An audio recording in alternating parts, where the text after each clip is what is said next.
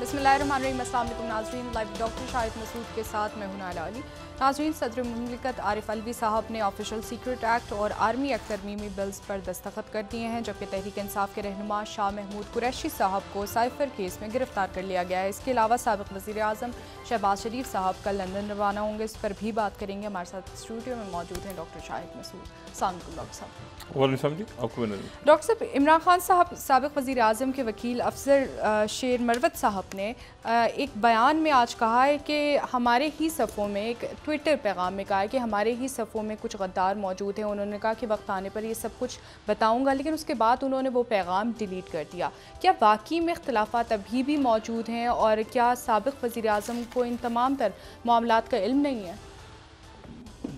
ये वो तो इस वक्त ज़ाहिर है कि जेल में है, तो कौन सी बातें उन तक पहुँच रही हैं, किस अंदाज में पहुँच रही हैं, कौन पहुँचा रहा है, ये हम तो नहीं जानते जी।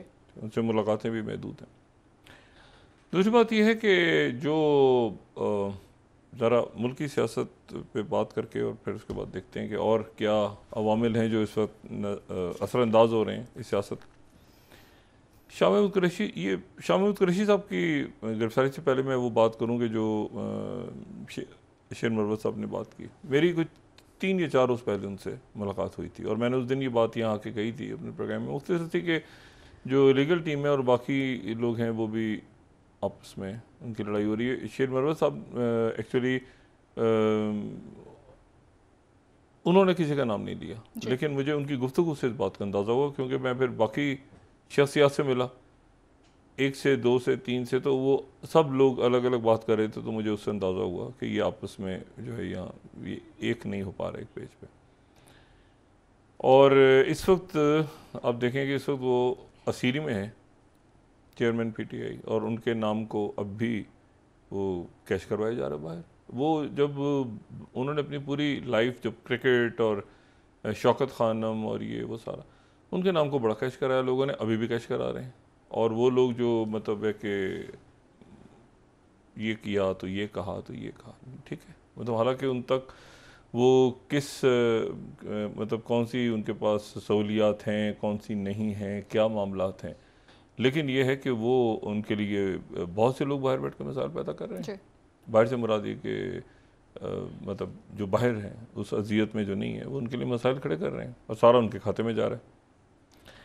वर्स्ट केस सिनेरियो हमेशा तैयार रखना चाहिए। वर्स्ट केस इंसान को ज़िंदगी में, मतलब एक आप अच्छी ज़िंदगी भी गुजार रहे हो और बहुत आसाइशें हों और चारों तरफ सब कुछ हो, तो वर्स्ट केस सिनेरियो हमेशा जो है वो कि किसी भी वक्त आपको दिल का दौरा पड़ सकता है, कैसे पैर फिसल सकता है, फर्स्ट एड का सामान घर में है या नहीं, बच्चा गिर जाए छत से तो क्या करना है, ये आपको चीज़ें आनी चाहिए। मतलब आम लोगों को भी ये कोर्सेज करने चाहिए और करवाने, एक ज़माने में करवाए जाते थे, लेकिन फिर उसके बाद मुझे नहीं पता कि उस सिस्टम को क्या हुआ। हमने तो वो अपने ज़माने तालिब इल्मी में मेडिकल की नहीं, उससे पहले ही ये कोर्सेज वगैरह होते थे, और बड़ी बुनियादी चीज़। तो वर्ड्स के सिनेरियो के लिए इंसान को हमेशा तैयार रहना चाहिए, अच्छे की दुआ करनी चाहिए, तवक्को करनी चाहिए, लेकिन बद से अब इशू ये है सारा कि वो जो मैंने पहले भी कहा कि वो स्ट्रेटजी जो है वो वर्ड्स के सिनेरियो की शायद तवक्को नहीं थी या तैयारी नहीं थी, उसके नतीजे में वो फिर ये हुआ कि मतलब वो जब गाना चल रहा, एक दिन मैंने इनके एक साहब से कहा, अब तो खैर वो नहीं है, तो दूसरी पार्टी में चलेगा, मैंने कहा ये गाना आपकी चॉइस है, वो था ना लड़ो मुझे, मैंने कहा ये आपकी चॉइस है, कहते हैं हाँ, बड़ा इस तरह के गाने में चलवाता हूँ और बड़ा पसंद आते हैं उनको। मैंने कहा ये अच्छा, लड़ो मुझे आओ ना, मैंने कहा ये किस तरह के, ये तो बड़े अजीब से गाने हैं, तो ये अच्छा, वो बाहर बैठे हैं गोलगप्पे खा रहे हैं बैठ के, हालांकि उन्होंने भी पकड़े जाना है, तो मतलब पकड़े इस सेंस में जाना है कि वो जो ये है ना प्रेस कॉन्फ्रेंसें करके और ये सारा, ये मुझे ज़ाती तौर पे ये कोई वायबल सिस्टम नहीं है। अगर एक शख्स ने कोई क्राइम किया है तो उस वक्त आप पार्टनर्स इन क्राइम थे और अचानक से वो प्रेस कॉन्फ्रेंस करके, तो ये एक वक्ती सा फेज़ है सर। और उस फेज़ में वो सारे के सारे जो उस वक्त साथ थे, ठीक है ना, वो सारे बाद में जो अपने तौर पे बड़े अच्छे बच्चे बन गए, ये मेरे नहीं ख्याल कि उनका काम चलेगा। सवाए लोग हैं जिन्होंने उस वक्त इख्तलाफ किया और वो उन्होंने स्टैंड लिया और वो अलहदगी इख्तियार की, बाकी तो अभी मतलब है कि और बड़ा एक्चुअली बड़ा मजाक सा भी लगता है, उनको खुद भी ख्याल होना चाहिए कि हम क्या कर रहे हैं भाई, मतलब हम चंद रोज़ पहले तक उधर थे तो अब इधर आ गए, तो ये तो वारा। तो एक तो ये इशू, दूसरा आरिफ अलवी साहब ने वो साइन किया और पहली जो विक्टिम है वो उसकी वो शाह महमूद कुरैशी साहब बने। अब शाह महमूद कुरैशी साहब देखें, मैंने आपसे उस दिन भी कहा था ना कि उन तहरीक इंसाफ में आने से पहले से उनसे ताल्लुकात तो बड़े अच्छे, बड़े नफीस आदमी, बड़े, उनको ये मामला, ये हसास मामला है, ये जो साइफर वाला मामला है, ये मामला इसलिए हसास है। देखें, एक तो ये साइफर हकीकत है, पहली बात तो ये समझ लें, एक साइफर है, एक नहीं, हजारों लाखों करोड़ों साइफर्स होंगे, ठीक है, और इससे ज़्यादा खौफनाक होंगे, इससे ज़्यादा सख्त होंगे। अच्छा, अब ये कि वो जो तो साइफर पे तो कोई शक नहीं, तभी तो साइफर के ऊपर मीटिंग्स हुई हैं दो, तभी तो साइफर्स पे 2 इजलास हुए, तभी तो डिमार्च हुए, तभी तो सब कुछ हुआ। सवाल ये है कि वो, ये मैं बार बार बात कह रहा हूँ और सब जानते हैं कि अब तो ख्वाजा आसिफ साहब ने कह दिया कि हमसे रब्ता, बाजवा साहब ने हमसे रब्ता किया था या फौज की तरफ से रब्ता हुआ था 2019 के शुरू में जी। और ये बात इस प्रोग्राम में कोई 50,000 दफ़ा मैं कह चुका हूँ कि शहबाज शरीफ साहब पे नज़र रखें। अब शहबाज शरीफ साहब अपना टेन्योर पूरा करके, क्योंकि शहबाज शरीफ साहब से उस वक्त बात चल रही थी और वही लोग कर रहे थे जो खान साहब जिनके ऊपर मुकम्मल तकिया करके बैठे हुए थे, वही शख्सियात, यानी उसमें से कलीदी ओहदों पे मौजूद तमाम लोग जिनको ये आगे इनका ख्याल था कि मैंने चीफ बनाना है, वो भी मैं कहता हूँ वो भी नवाज शरीफ साहब से राब्ते में थे, वो भी मौलाना साहब से। मसला ये है कि, और वो इनके लिए नहीं थे, वो अपने लिए थे। इशू ये है कि अब इसको कहे कौन और बताए कौन। तो अब बाद में पता चला, तो अब इस वक्त तो मतलब है कि अब इस पे दुआ की जा सकती है, और अभी भी उनका ये ख्याल होगा कि उस्मान बुज़दार पे कोई ना कोई बोझ है जिसकी वजह से वो छोड़ के चला गया जी। और उनको कहा जाएगा कि इस आदमी ने आपकी पीठ में चूरा भोंका, तो कहते हैं मुझे दुख हुआ, लेकिन मुझे पूरा यकीन है कि इनके ऊपर कोई दबाव होगा। हालांकि वो बैठ के बाहर गोलगप्पे खा रहे हैं रोज़। तो ये अब इसके ऊपर क्या किया जाए, मतलब जो यानी अगर वकला भी आपस में, जो मैंने उस दिन बात की थी ना, फिर मैं, आप यकीन करें, मैं परेशान हुआ। यानी ये बिल्कुल ऐसे ही हुआ कि बेनज़ीर भुट्टो साहिबा जो है वो जेल में है और बाहर लड़ाई हो रही है इत्तेज़ाज़ अहसन साहब की और अब फारूक नाइक साहब की। यानी आपको सोच भी नहीं सकता, पार्टी के जो है वकील लड़ रहे हैं आपस में, और वो वकील जो वकला भी है और कोर कमेटी, ऐसा कभी भी नहीं हुआ। ये एक अजीब सी बात है। और वो फैसला जो भी करेंगे, वो फैसला मुझसे, मतलब वो आप अथॉरिटी दे देते हैं कि भाई वर्स्ट के सिनेरियो में ये आपने करना है, ये रेड लाइन है, ये सारी बात, ये सारे, तो वो बात आगे बढ़ती है, बढ़ते बढ़ते अभी तो पहली प्रायोरिटी तो ये होनी चाहिए ना, मुकदमात खत्म हो, लोग बाहर हैं। तो वो अब वो एक नई चीज़ नहीं, मैंने एक अजीबोगरीब जुमला सुना ना 4-5 दिन पहले कि आप चाहते हैं इन अदालतों के सामने जाके और यजीरियत पे बैत कर लें। मैंने कहा यार क्या मतलब है, इनको तो ये आप मरवाना है सबको, आप वकला हैं आप, मतलब एक वकील साहब थे इनके कोई, तो वो उनको शायद केस नहीं मिला था अब तक, वो कहते कि नहीं ये तो बाहर कैद व बंद की सोबतें। मैंने कहा यार एक मिनट ठहर जाएं, आप वकील हैं, अभी इसको क्या रंग क्या दे रहे हैं आप। तो वो अजीब सा मामला जो है ना, तो वो एक अजीब सा आपस में, और उस पर पैसा भी खर्च हो रहा है। वकीला एक बड़े यंग जो लॉयर्स आए हैं, ये जान मार रहे हैं, कई वो भाग गए, कई वो इधर उधर हो गए, कई ने अपने घर पे खुचापे पड़वा दिए, ये भी इतला है जी। बिल्कुल, नवाज शरीफ साहब के साथ भी ऐसे हुआ था।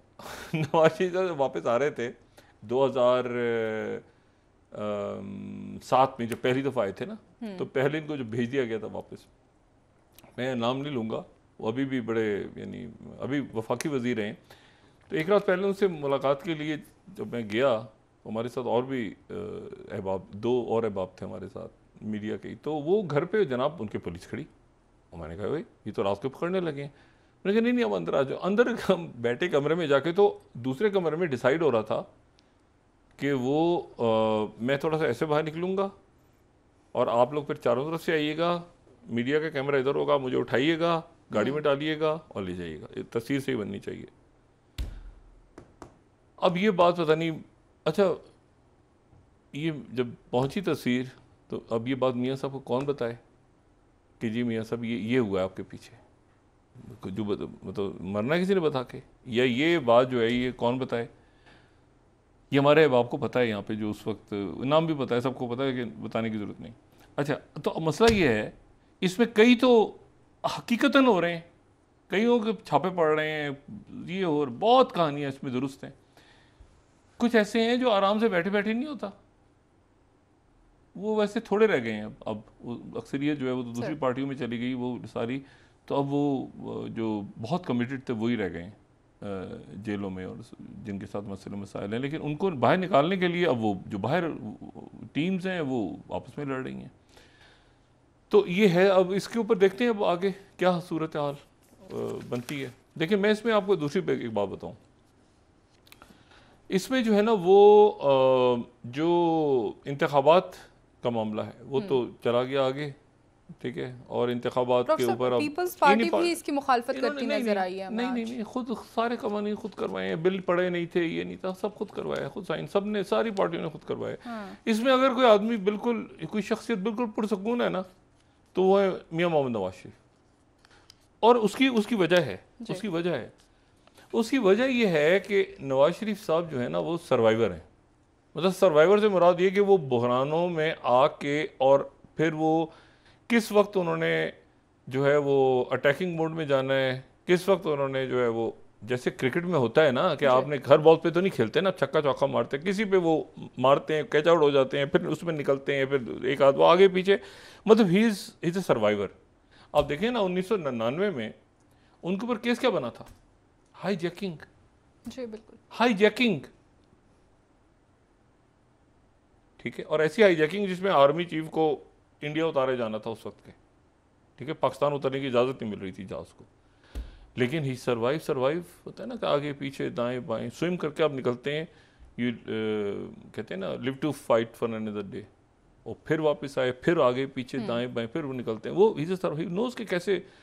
यहाँ पर मुसीबत ये है कि जो गेंद छोड़नी है उस पर छक्का, जो जहाँ पे खेलना है वो, मतलब है कि उसी एक ही, ऐसे नहीं होता। डॉक्टर साहब, आपने नवाज शरीफ साहब की मिसाल दी, लेकिन इस अगर चेयरमैन तहरीक इंसाफ की बात करें तो उनके इर्द गिर्द क्या वो वफादार शख्सियात मौजूद नहीं है जिस तरह नवाज शरीफ साहब के इर्द गिर्द? बहुत कमिटेड लोग, बहुत अच्छे लोग, मैं पूरी दुनिया में, मतलब मैं आपको बताऊं, मैंने तो बाहर जाके तो मुझे तो अक्सरियत ही इनके जाने वालों की मिली है।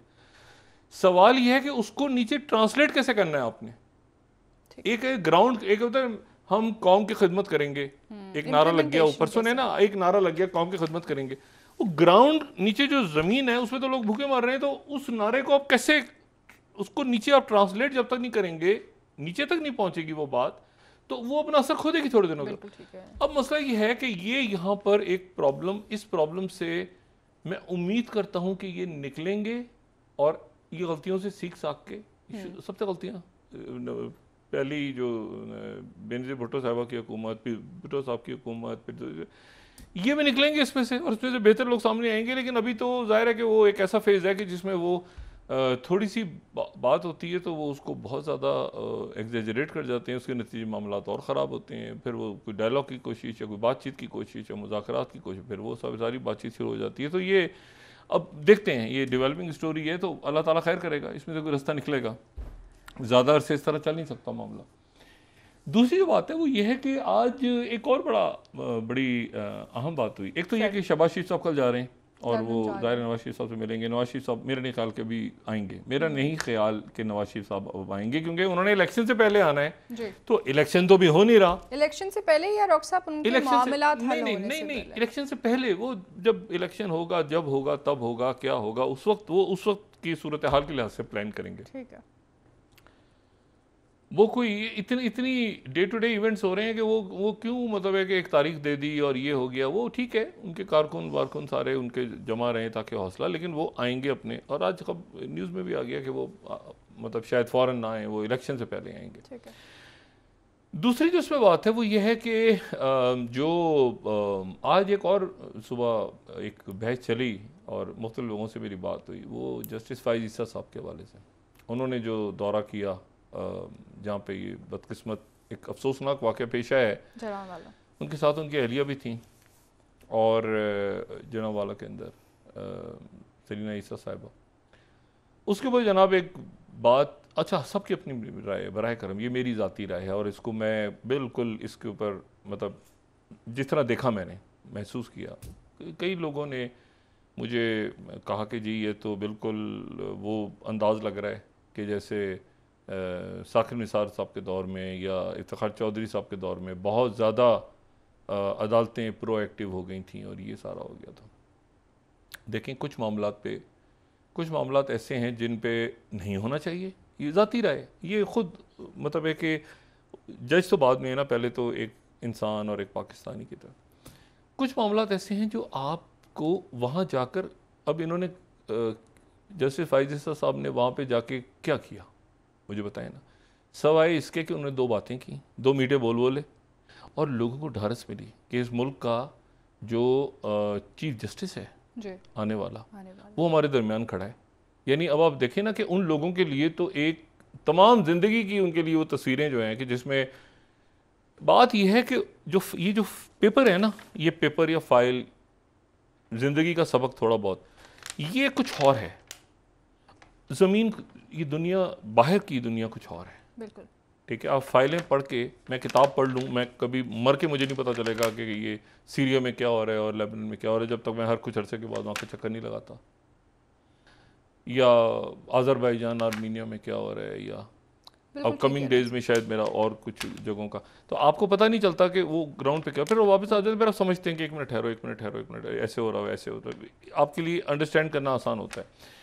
अब मसला ये कि अब वहाँ जाना जो है ना, वहाँ जाना, अब देखें वहाँ पर जो है वो मेरा नहीं ख्याल कि कोई आलिम दीन, किसी एक पार्टी का कोई सियासतदान, मजहबी जमातों के सियासतदान, मजहबी जमातों के तमाम रहनुमा, पीपल्स पार्टी, पीटीआई, मुस्लिम लीग नून, पूरी कौम, चीफ जस्टिस, आर्मी, मतलब तमाम लोग पहुंचे हैं उनको ढारस देने और दरमियान में। लेकिन ये बात भी चल रही है किसी ने लड़वाने की कोशिश की, किसी ने लड़वाने की कोशिश की कम्युनिटी, ये बात चल रही है कि वो लोग शायद बाहर से आए थे, उस इलाके के नहीं थे, एक रिपोर्ट, लेकिन इस वक्त उस पर हम बहस नहीं कर रहे हैं। वो आने वाले दिनों में जो भी तहकीकात होंगी पता चलेगा साजिश थी नहीं थी क्या हुआ, लेकिन सारे लोग पहुंच गए। और अब वहाँ पहुँच के कुछ जगहों पर आपकी सिम्बॉलिक प्रेजेंस ज़रूरी होती है। अब आप ये कहें कि एक जगह धमाका हो गया, फ़र्ज़ करें खुदा न खास्ता दहशत गर्दी हो गई, तो अस्पताल में जो है वो मतलब है कि सिर्फ वज़ीर को जाना चाहिए,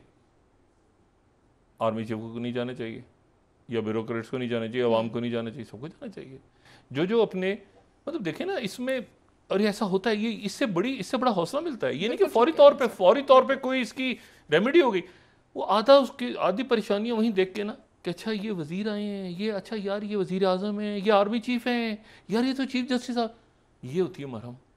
ठीक है, तो आधा उससे मसाइल हल हो जाते हैं।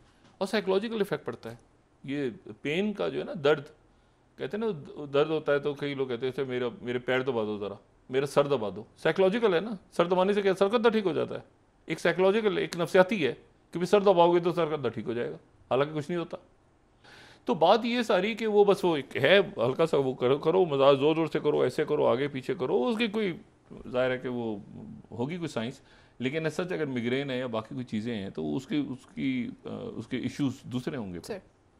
एनीवे, कमिंग बैक, एक तो ये इशू तो मेरा ये है कि अच्छा हुआ, बहुत अच्छा हुआ वो भी गए, और कुछ जगहों पे जाना चाहिए, कुछ जगहों पे नहीं जाना चाहिए। तीसरी जो बात है वो ये है कि जो ये केयर टेकर सेटअप बना है, इसके बारे में मुस्बत मनफी दोनों किस्म की आ रही हैं। असल जो बात है वो है कि ये जो वज़ीर आज़म साहब हैं मोहतरम अनवारुल्लाह काकड़ साहब, इनके ऊपर भी जाहिर है तनकीद भी, तारीफ भी, कोई 62-63 तो एग्जिस्ट नहीं करता मुल्क में।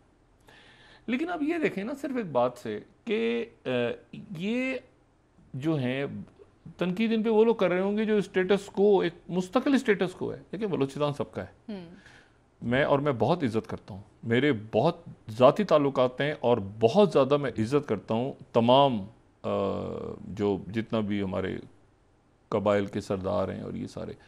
लेकिन बुनियादी तौर पे कबाइल से ताल्लुक़ होना वो अलग बात है, लेकिन ये कि सरदारी निज़ाम और ये जो जागीरदाना निज़ाम है ना, मैं बदकिस्मती से या खुशकिस्मती से मेरा ख्याल से ये नहीं होना चाहिए।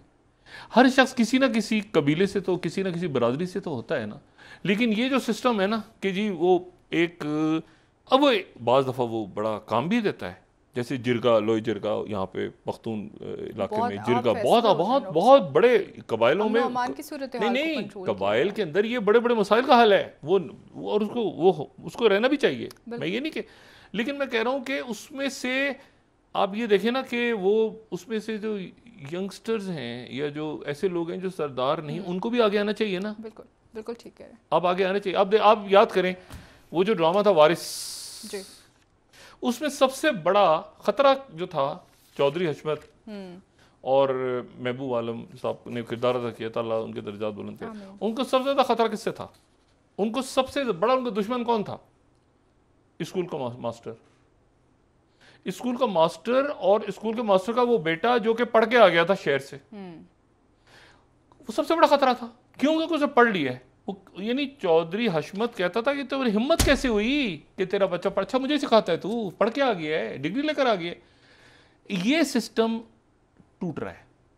अब बात हो रही है परफॉर्मेंस की। ये जैसे ये देखें ना, ये आए वहां से तो इनकी अब पढ़ाई लिखाई की, ये किया फलां, इस कबीले से ताल्लुक है, लेकिन अच्छा इससे पहले जुबैदा जलाल साहब आई थी वहां से।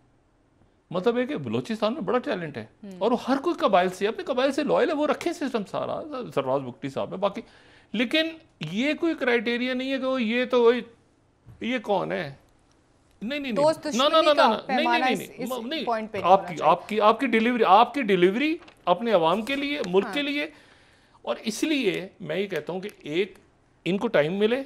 सुने, इनमें से जो अच्छा परफॉर्मर होगा, बहुत बड़ी अच्छा परफॉर्मर होगा एग्जिस्ट करेगा, जो नहीं होगा उसको ये मेरे ख्याल से खुद साफ करते जाएंगे, खुद तब्दीलियां लाते जाएंगे। लेकिन मजमूई तौर पे आप देखें तो उसमें जैसे कि वो मैं कभी जिंदगी में नहीं मिला उमर साहब, तारीफ सुनिए, लोगों से पूछते हैं ना आप उनके, वो क्या क्या कहते हैं, अच्छे, मैं कभी नहीं मिला उनसे।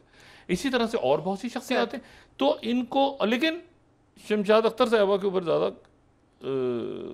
जो है वो प्रेशर होगा आने वाले दिनों में, और अवाम को कोई ना कोई रिलीफ उस सूरत में मिलेगी जब वो देखेंगे कि यार दहशतगर्दी के साथ साथ माशी दहशतगर्दी पर भी हाथ पड़ा है। तो हम अगर आधी रोटी खा रहे हैं या हम एक रोटी खा रहे हैं, तो ये सामने वाला भी एक रोटी खा रहा है। ये इसके कुत्तों के लिए बाहर से खाना नहीं आ रहा। 78,000 रुपया में, एक आखिरी बात, 4,000 रुपये पिछले महीने और अगले महीने 78,000 रुपये गैस का बिल आ गया है लाहौर में एक साहब के घर पे। खैर वो अभी कंप्लेंट हुई है, वो उसको देखा जा रहा है कि कैसे आ गया। वो शुक्र है कि वो बिल 78,000 गैस का बिल, बिजली की बात नहीं कर रहा। मेरे ख्याल से उनके 2 कमरे हैं घर में, पिछले महीने उनका पता नहीं कोई 600 700 1200 पता नहीं कितना बिल था, 78,000 का बिल।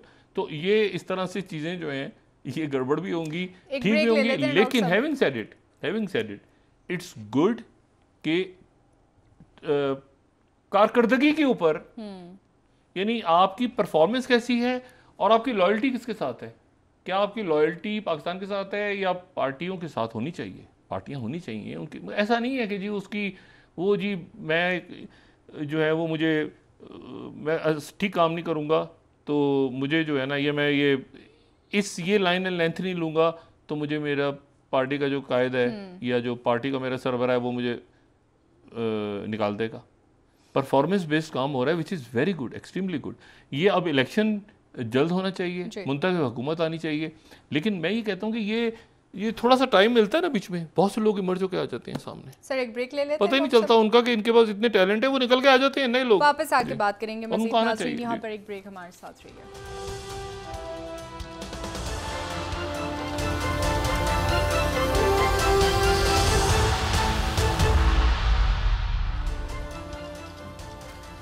वेलकम बैक नाज़रीन। जी डॉक्टर साहब, साबिक़ वज़ीर आज़म शहबाज शरीफ साहब कल लाहौर से लंदन रवाना होंगे नवाज़ शरीफ साहब से मुलाकात के लिए, और कहा जा रहा है कि वहाँ जाके मुशावरत करेंगे उनकी वापसी के हवाले से। दौरा ज़ाहिर है तब्दील भी हो सकता है उनका क़याम, क्योंकि यहाँ इस वक्त मुल्क में तो कोई ख़ास पोलिटिकल एक्टिविटीज़ नहीं हो रही इस वक्त। लेकिन मैं आपको ये बताऊँ कि ये जो कमिंग वीक है ना, एक तो ये सुप्रीम कोर्ट में मुकदमात और बाकी सारे मामला, नैब तरामीम और ये सारा, इसमें कोई ना कोई रास्ता मुझे लगता है कि निकलेगा। ये तहरीक इंसाफ के जो कारकुन हैं और इनके जो गिरफ्तार रहनुमा हैं, उनका कोई ना कोई आगे जाके रास्ता निकलेगा। मैं किस बुनियाद पे कह रहा हूँ मैं भी ये बात नहीं करना चाह रहा, लेकिन कोई बेहतरी की तरफ भी जो है वो कोई मामलात हैं जो जा रहे हैं, लेकिन उनको फिर इनके लोग ही गड़बड़ करके वो फिर ख़राब कर देते हैं।